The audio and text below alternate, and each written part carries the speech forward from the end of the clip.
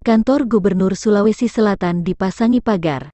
Bukan sembarang pagar tapi pagar berduri menyusul rencana demo besar-besaran mahasiswa dan pegiat demokrasi Sulawesi Selatan Senin tanggal 11 April. Pantauan Tribun Timur. Kawat berduri sudah terpasang di depan kantor gubernur sejak malam ini. Kantor Gubernur Sulsel di Jalan Urip Sumoharjo ini akan menjadi titik aksi demonstran. Titik aksi lain seperti Jalan Tol Flyover, Kantor DPRD Makassar Jalan Petarani dan Kantor DPRD Sulsel Jalan Urip Sumoharjo. Demonstran menyuarakan penolakan 3 periode presiden dan melonjaknya harga kebutuhan pokok.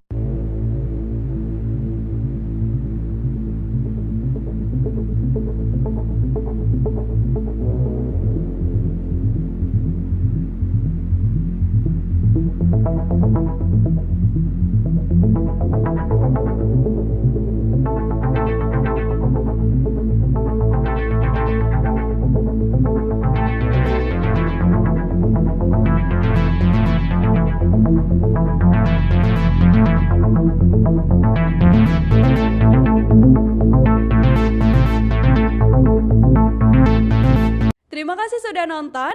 Jangan lupa like, subscribe, dan share ya.